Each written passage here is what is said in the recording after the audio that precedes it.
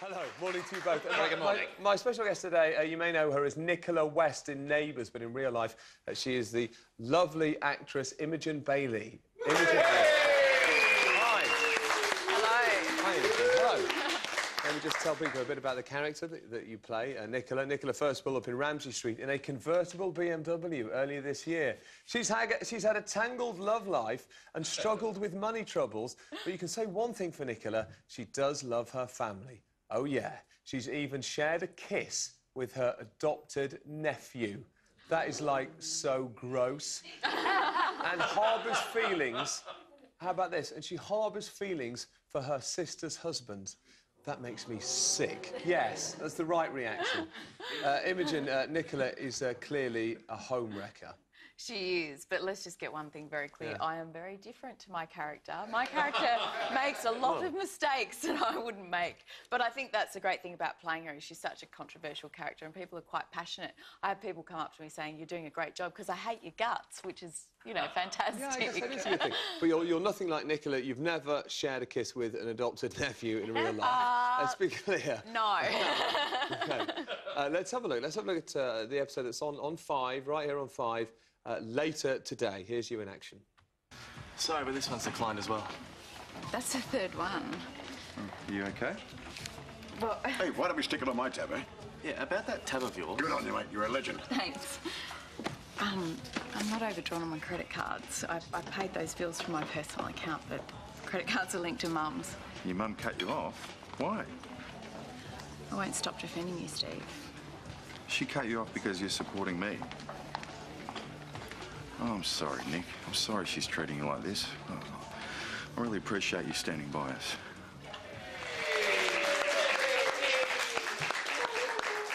So let's be clear, your credit cards are declined there, but Lou Carpenter put your bill on his tab. Lou Carpenter! Yes. How about that? What a guy. Always liked him. Yes, he's very, very lovely. OK, now, would you describe that as a vintage episode tonight? Is that... I don't know why I'm laughing at that, because I'm just being a bit silly, but do you remember that episode? Yes, I do. I do. What's happening there is that my mum, because we come from money, and my mum normally pays for all my credit cards and everything, she's cut me off because, of course, I'm supporting Steve and she's not happy about Steve. But it's, you know, going to kind of unfold that I have maybe some feelings there, so... Oh, OK. Yes. So you seem to fancy a lot of people on this show. Yeah. Well, yes, she does have that problem. She's looking for love in all the wrong places and she kind of feels like she needs, you know, the validation of a man. I think there's many women out there that have that problem. Not myself, actually. I'm very independent, don't need it at all. No, that's clear from the way that you emphatically stated that. Yes. But I believe you've actually filmed your... Because Neighbours is still great, by the way, and, you know, obviously doing great business here on 5. But I believe you filmed your last scenes on Ramsey Street, is that right? Yes. OK. Yes, Nicola, you know, she came in with a bag full of trouble and she's left with a suitcase full of just as much trouble. And, you know, that's the thing about her, is she kind of came in and set off a few bombs and she's done the same thing on her exit. But the thing is that she may be back.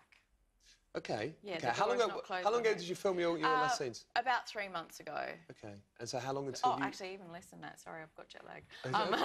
And do you know how long you've got left on our screens then until you disappear? I'll be here until January, so plenty of time for you to OK, so yeah, you're still miles ahead of us over there. By the way, how are the Australians feeling about being completely destroyed by Team GB in the Olympics? Let's just get one thing straight. You did come 4th and not 1st. No. Where did Australia come again? I don't know. I think they did reasonably well. You were down, yes. Further down. Let's be clear about that. They were certainly further down. Yeah, absolutely. I just understand, Matt, I don't know if you've spoken to any Australians or Antipodeans generally, but I understand there's some antipathy towards our success. Yeah, I mean, they came back with the comment of, we're only good at sports when you're sitting down, which was the classic phrase from an Australian coach. But, you know, the fact is, we got more medals sitting down or standing up, whatever. Hey! Yeah, that's that. Anyway, Imogen, it's lovely to see you here. Thank you for joining us today. Thank you. Let me tell you what is happening on today's show. First, we'll have a look at what's making the headlines, and Imogen will lead us through those. Then... OK, so on to today's papers, and Imogen, what headlines have caught your eye this morning? Well, firstly, the Daily Mirror, you've made us so proud. Oh, is that about, you are about the very Australians? proud, isn't Oh, my mistake, my mistake.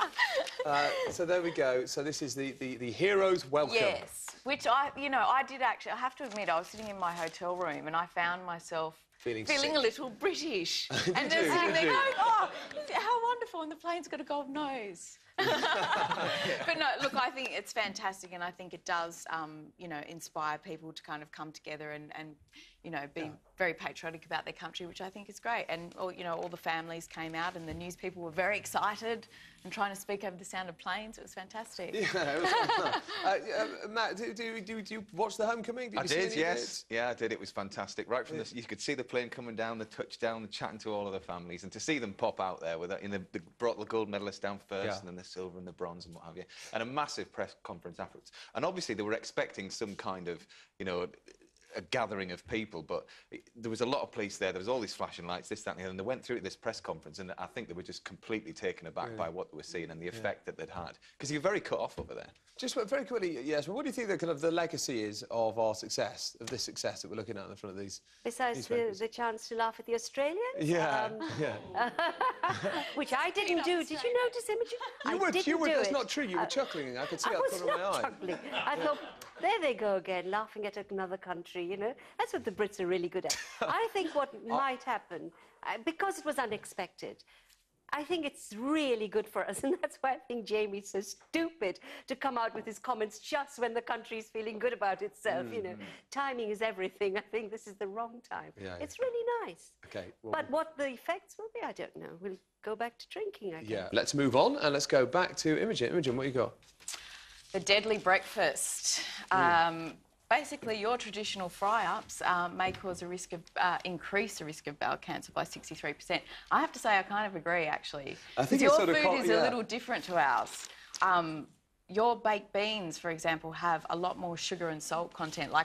For me, eating your food, I find, is very different. I don't think you have access to, but as fresher food is what we have. Yeah.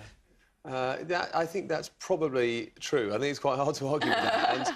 And a proper fried breakfast where you have fried bread, and I think you're right about the beans. And often when you stay in a hotel, Matt, and it's all under heat lamps, and you get the bacon, it's not just that it's been fried; it's left swimming in fat. Yes. I mean, I think it is. Yeah. I actually struggle to eat stuff like that. Anyway, 11 o'clock, I'm all right to eat, but first thing in the morning, I could never face a full fry up. But I think now gone are the days of the fry-up. Everyone's going to be on cereal and athletic food for the next 4 years. Or if people are going to have bacon, they'll grill it, don't they? That's true. Sports drinks. No, because the stupid Atkins diet asks people to have bacon and eggs every morning, and a lot of people, intelligent people, are doing that. I know, but you could grill bacon, then it's not so bad. Even then, suspect. OK, thank you, but that's still a massive figure that increases the risk of bowel cancer. If you had a fried breakfast every day, by the way, which not many people do, increases the risk of bowel cancer by 63%. OK, it is. OK, let's go back to Imogen. What else have you got? Well, to move on to a really, really inspiring, beautiful story, I think. This beautiful lady, Rosie, in honour of her husband passed away from prostate cancer, and she has... This is amazing, this story, isn't it? Absolutely amazing. She has run around the world, 20,000 miles over several years. In the last 30 miles, she had 2 hip fractures and had to do the last 30 miles on crutches. It's so inspiring and such a beautiful thing, I think, when somebody wants to leave a legacy for a loved one.